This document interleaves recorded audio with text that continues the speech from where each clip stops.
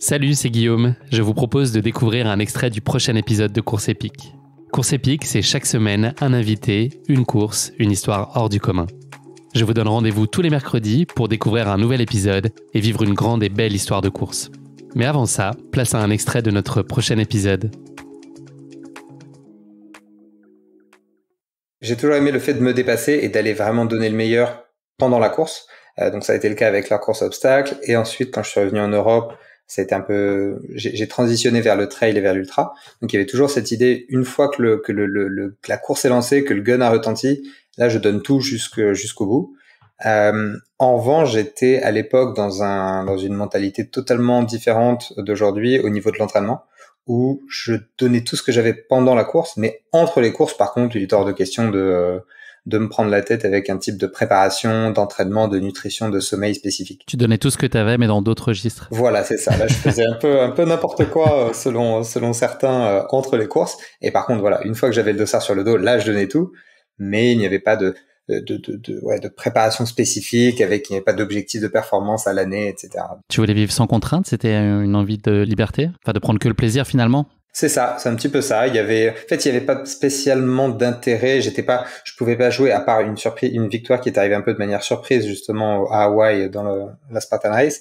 Normalement, je pouvais pas jouer les tout premiers rôles. Donc même si je pouvais performer correctement dans une course, si je pouvais arriver 20e en me faisant plaisir sans avoir de contraintes, en étant libre entre les courses, je préférais ça plutôt que d'essayer de m'entraîner à fond et puis de finir potentiellement juste 15e pour gagner quelques places. Je voyais pas nécessairement l'intérêt à ce moment-là. T'as senti une forme de jugement de ton entourage ou de gens qui pratiquaient la course peut-être plus assidûment?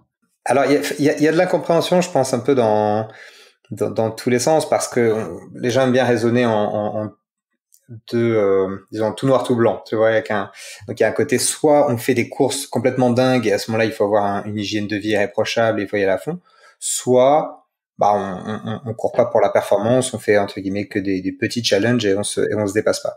Et moi c'est vrai que j'aimais bien justement, un peu comme pour tout, montrer que la vérité est bien souvent au milieu. Il y a beaucoup de nuances de gris. Tout n'est pas noir et blanc.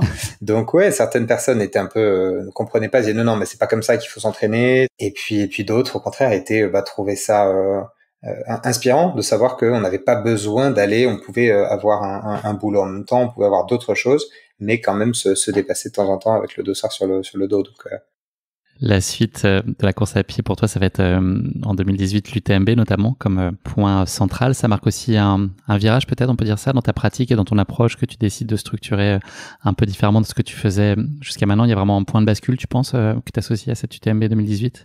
Ouais, tout à fait. Je pense que quand on a le dossard pour l'UTMB, on a envie d'en être digne, on va dire, donc on se prépare peut-être un petit peu différemment. Moi, c'est une course que j'avais découvert, si je remonte à 2011, quand j'avais découvert mes premières courses à dossard, même si c'était sur route. Je m'étais renseigné un peu sur l'ultra, etc. Et j'avais découvert, donc bien sûr, Diagonale des Fous, Western States, UTMB, etc. Donc je me retrouve en 2018 à m'entraîner effectivement un petit peu plus sérieusement. Mon ami Yann était qualifié également, et lui, voir son sérieux à l'entraînement, il a commencé à travailler avec un coach à ce moment-là. Ça m'a aussi inspiré de me dire, attends, ça vaut le coup de s'y mettre un peu plus sérieusement. Donc je me suis retrouvé sur la ligne de départ avec Vangelis qui a raisonné. J'avais les larmes qui coulaient des yeux au début de la course, même pas à la fin. Donc c'était assez magnifique, et effectivement, je pense qu'il y a eu une vraie bascule au niveau de mon lien à ce sport et au sérieux que j'avais envie d'accorder. Tu l'as dit tout à l'heure dans ta présentation, tu es depuis 2019, tu es coach, donc sur les termes d'engagement personnel, leadership. Quel périmètre tu couvres toi aujourd'hui globalement, à quel point ça rejaillit sur le sportif, et puis toi, à titre individuel, à quel point ta pratique pro est bénéfique sur ta propre pratique, ta gestion des ultras. J'imagine qu'il y a plein de ponts et plein de clés que tu peux mettre à profit aussi dans ta pratique sportive. Est-ce que tu peux nous en dire un peu plus là-dessus? Ouais, bien sûr. Il y a vraiment une notion clé au centre de tout ce que je fais à titre personnel et à titre professionnel.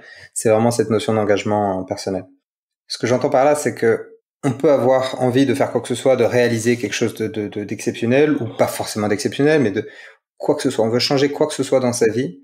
Ça ne peut passer que par un vrai engagement profond là-dessus. De plus en plus, aujourd'hui, on a des sollicitations dans tous les sens, par l'extérieur, par la famille, par le boulot, par le téléphone qu'on a dans la poche et qui sonne tout le temps et qui essaie d'attraper notre attention toutes les 30 secondes. Le seul moyen de réussir ce qu'on a réellement envie de faire, c'est de pouvoir s'y engager. j'ai créé une formule de l'engagement pour justement donner un peu transmettre un petit peu cette importance. C'est l'engagement, c'est l'intention plus la priorité moins les excuses. Donc ce que ça veut dire, c'est qu'il te faut une intention au départ. Si c'est quelqu'un qui te dit il faut faire ci, il faut faire ça, non, on s'en fout. Si toi t'as pas réellement envie d'atteindre un objectif X ou Y, c'est couru d'avance. Donc il faut cette intention plus la priorité. Il faut être prêt à en faire une priorité. C'est pas simplement ah oui bon je m'entraînerai quand j'aurai le temps, ou alors je ferai ça. Non. Si tu veux apprendre une langue, si tu veux apprendre un instrument, si tu veux progresser en sport, il faut être prêt à en faire une priorité. Et ensuite, c'est moins excuses. Donc attention, plus priorité, moins les excuses. Si tu cherches des excuses, tu vas toujours en trouver.